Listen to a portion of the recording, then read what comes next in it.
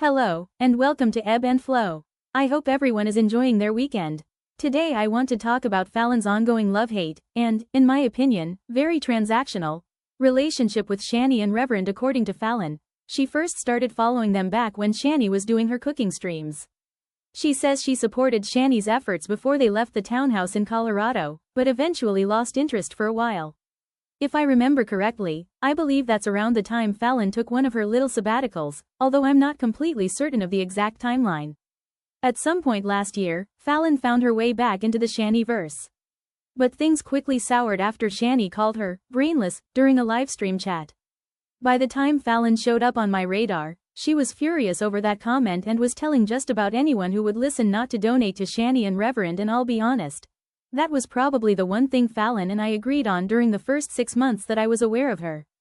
As for me, I would never give them one thin dime. Nope, but that's just me. Almost immediately, though, Fallon started flip-flopping when her new bestie, Hussy, began pushing for another Rev and Shanny interview. Fallon even pledged $200 toward a $400 goal to bring Rev and Shanny onto the panel for 1 hour, allegedly so they could lie. Well, Shanny refused. Ha ha ha. Boy, were they all upset when that interview never happened. The complaining and whining seemed to go on for weeks. Around that same time, G-Man went IRL by visiting the tent.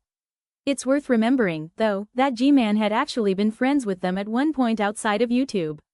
From there, it turned into what looked like a tit-for-tat, one-upmanship contest between everyone involved. Hussy offered to buy them a Chinese buffet meal, with no strings attached, of course. Then Fallon announced plans for an extravagant banquet for Shanny, Rev, and others in the homeless community. That never happened either. But of course, we're supposed to believe Fallon's heart was in the right place. Yeah, right. The whole thing struck me as pretty pathetic. Fallon then vowed to expose them over an alleged donation issue and repeatedly brought up the CIC, so many times that it became almost comical. She even dedicated an entire stream to reviewing the CIC website and its services, arguing that it was all Rev and Shanny needed to survive.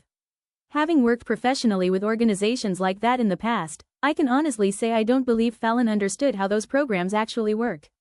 Then came the $50 donation Fallon tried to send to Rev and Shanny, which wasn't accepted. Fallon absolutely went off the rails over that one. She even appeared on Buff's Stank Tank and donated $69 that would ultimately go to Rev and Shanny, seemingly just to make a point.